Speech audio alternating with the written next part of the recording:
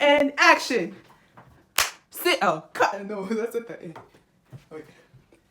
Action. Woo! Let's do this. Okay. Okay, where do I look, Linda? Okay. So you see this thing right here. You look into that black thing. The big. Okay. Okay.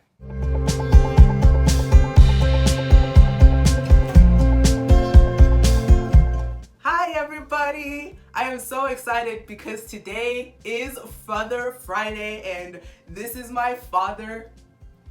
Hello. Hello. I thought you were introducing me. Oh, well, that you are my father. That is the introduction. Well, it is, but finish it up. Say the name as well. Okay.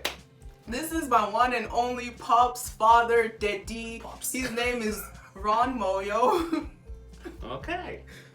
Pops. Yeah, okay. Pops, like, you know. Whatever that means. Not like Poppy, but like Pops. Like, yo. Like a pop that I drink? No, like Pops, like Pop, like Papa. You know people. Oh, okay. Yeah, like Papa. Pops. Not Not Pops, Papa. then Papa. No. Okay. Whatever.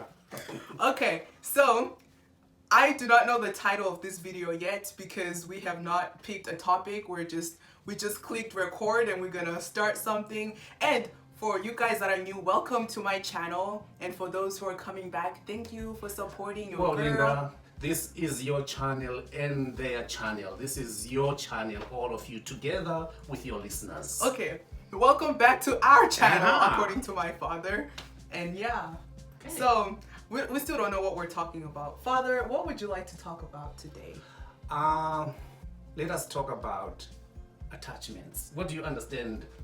I'm talking about attachment from the perspective of things like you were saying that we as parents do to our children, or we as a community do to our children, to the degree that at the end of the day, the children are not able to function, they are not able to do as they are expected to do. I hear lots of stories about when you go to the resort areas here in the US or any other country in Africa, if you go to a zoo or places like that, they, like in Zimbabwe and Victoria Falls, Ooh, I love that place. people tend to entertain the monkeys and the baboons. They give them bananas and stuff like that. Treats. Yeah. But those animals have gotten used to that for a very long time, to the degree that they no longer know how to fend for themselves. They no longer know how to hunt, look for food for themselves. So all they do, they've been conditioned like us. We go to work every day and come home in the evening. So they go there because they know 8 o'clock people start coming and they begin giving to them food. Yes, exactly. That's an attachment. That's how we are interfering with Mother Nature, but we do the same thing also. We as humans. As humans, to our own kind, humankind. Take for instance, nature that has not been interacted with. Yeah. When an eagle has raised its young ones, and it takes a time. You know that an eagle takes more than 3 months to build their nest. 3 months? Like Yes. To put it together, to make sure it's cozy and nice, right? That's wild. Yes. And then it will lay on its eggs while the other eagles helping with the food, with the meals, okay? Before they can hatch. You know, it's a time of bonding at egg level, and also bonding later on when the young ones have hatched the eaglet. So there comes a time, I'm trying to remember what exactly it is, when the eaglet is grown enough, it has enough layer of feathers so that it can sustain them when they are flying. When that time comes, the mama eagle, I'll use mama eagle, the first thing she does is to destroy the nest. But why? Exactly. Because the tiny eaglet is used to sleeping there, spending its time there, eating from there. So Mama Eagle cannot be able to effectively teach the tiny eaglet any skills as long as that nest is still there. True. So it has to be the number one thing that has to go. It's a very cruel process, but it's a very necessary process. And then after that, Mama Eagle gets to train the eaglet, gets to scoop the eaglet, fly to the highest point, Just to and drop them. them. Just to Ah. drop them. So that they can get those wings into action, get them moving, get them doing something.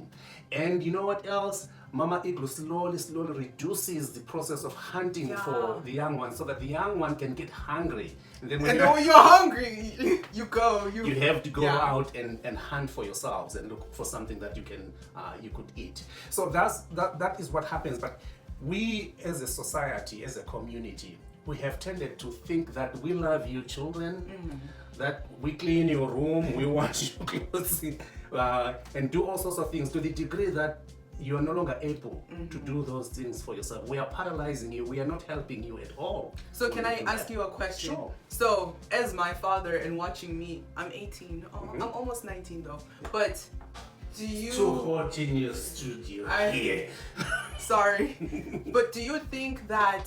you want a napkin? That's okay. I'm good. Here. Thank you. Okay. So do you think that you as a parent, you and mommy have done a good job of being like the mama eagle of, you know, after a good few months or years in our, you know, way of speaking, in our case, do you think that you then took away my nest and you then flew me to the highest of the highest just to drop me and then all this stuff? Do you think that you have done that? Or in what ways? Give me an example of something that you have done that would be like an example of the eagle mama. Thank you, Linda. Good question. Yeah. What do you think? I am asking. See, this is what teachers always ask me What at do you school. think? No, I asked you a question, so I want you. That's why I'm asking. I don't know what I think. Well, the answer is in you. Do you feel like you've been equipped? Do you feel like you have been adequately given those necessary roots and wings to fly? What are you doing? There's something. Okay, there we go. Is that a gray hair? No, I think it was just From yeah. So you can help me to understand that. It's not just a question for parents, but it's a question for both of us. You can evaluate yourself. Okay. You can say, you know, when I compare myself with other children, I don't think I know a damn thing. Or I'm so glad I know how to do this, I know how to do this, I know how to do this, you know, comparatively to what other children are doing. Okay, so how about this? The last thing that we're gonna do today is I'm gonna share what my version of being the eagle that has been dropped from the sky, and then you share your version of being on the parent side of doing that to your own child. I think my example would be from a very young age, my parents taught me to be very independent. Things like how to cook, how to be able to go to a grocery store and get what you need. I started doing my own laundry around the age of 10, I believe. How to clean my... These people are strict when it comes to cleaning, so they taught me how, you know, that making your bed daily is like the #1 thing for success. Even like the most simplest things, those things for me have just been powerful, even though I don't always do them, but I realize and I know that how powerful that they are. Well, thank you. One thing with that we both know is you're stubborn. You don't want to be told. Just a little. Just a little. But if you decide to do it by your own, you always do a good job, by the way. But you don't want to be told. So I don't know where you got that from. But see, from our perspective, each child is unique. There has to be a mechanism whereby you know how to approach each child because they have a different personality and things like that. But for parents, or for all parents, our desire, we fail along the way sometimes, but our desire is to produce the best person, character in each and every one of our children. And sometimes we feel the pain, but we do our best to make sure that this particular child is going to have the right character that will make them to contribute to the society, to the community in a very positive way, because your failures reflect on us. We shouldn't really be taking the blame, because sometimes we do everything we can and things even the don't turn kids. out, But like, I understand what you're saying. And by the way, my parents have done such a good job of making sure that, you know, I have grown up as a, you know, young lady who is helpful to the community, who is respectful, and, you know, just a good human being, humble. Well, thank you. We are also grateful. Well, I'm hesitating to use the word proud, but yes, I think we are proud of you.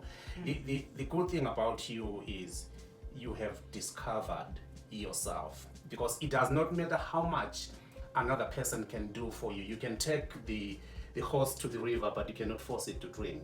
So your ability to discover your skills using what we have given you to soar even higher than us is a good thing, because each person is unique. You are exploiting your own potential, and of course you should be able to have more potential than we do. You know, it's so higher than we have trained you to go. So kudos. Thank you. Okay, thank you. Well, this is all for this video. Do you have any last words for us?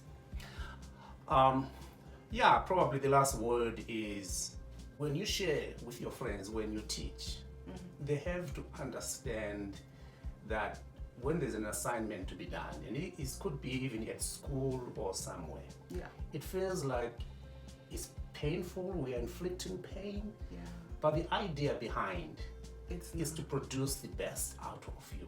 Okay. You always tell me that no pain, no gain. Yeah, that's true.